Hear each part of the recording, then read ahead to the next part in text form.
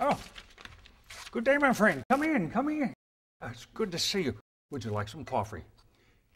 Oh, sit down, sit down. There is much good news to report.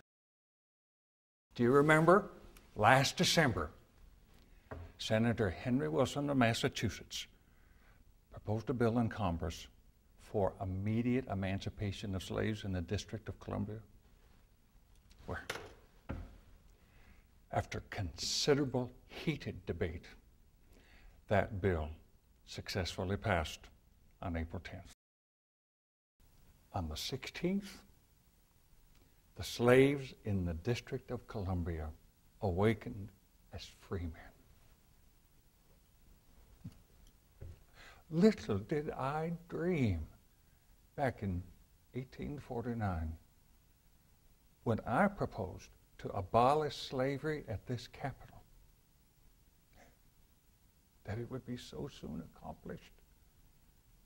Still less did I anticipate then that I, as president, would be called upon to approve the measure.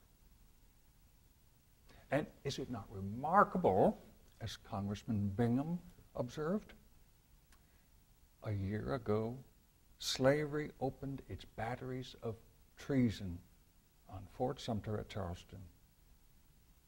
Now, the anniversary of the crime is signalized by the banishment of slavery from the national capital.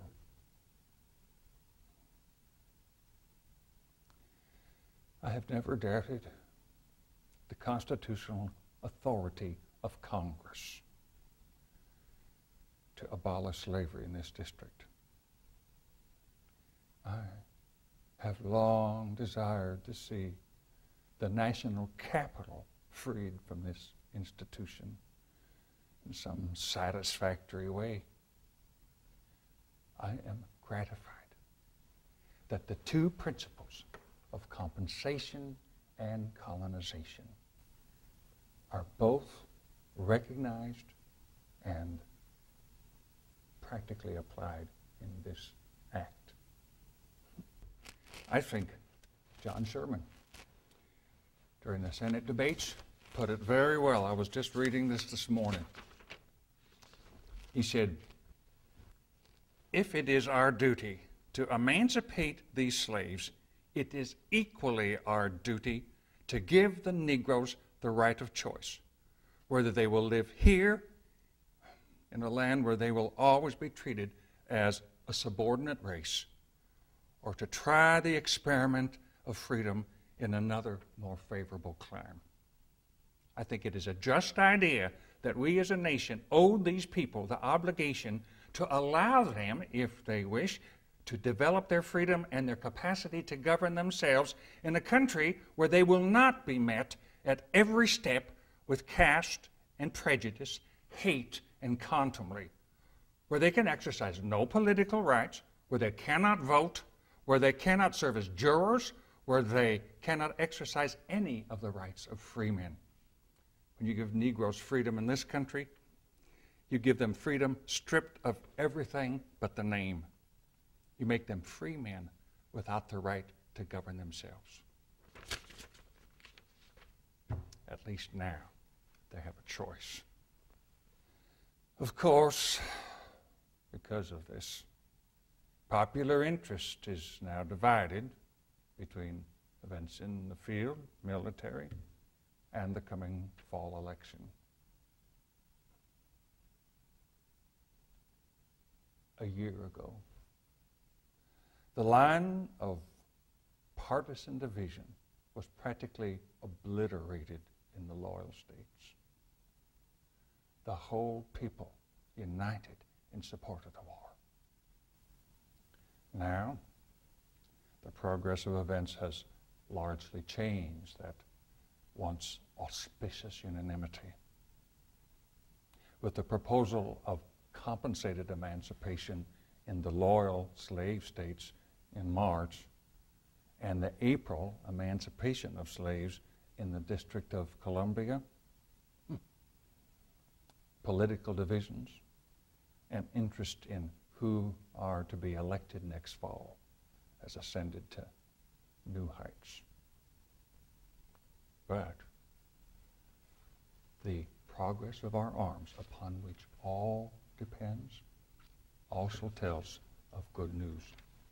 Listen to some of these reports.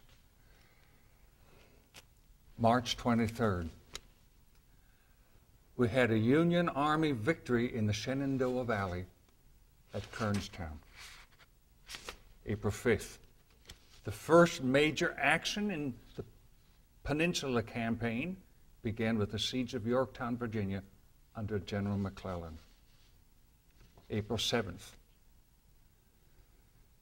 casualties are estimated at 24,000, an unprecedented cost of life. But the loyal forces which successfully divided the insurgents' dominion in Tennessee last February have continued to retake territory for the Union down there.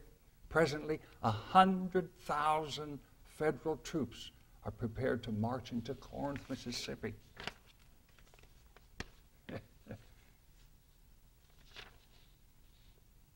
April 8th, island number 10 on the Mississippi River finally fell to Union General John Pope. April 11th, Fort Pulaski on the Savannah River fell to the Union under severe bombardment. And finally, on April 27th, Captain David Farragut launched his siege against New Orleans. He's captured now the largest city in the whole South.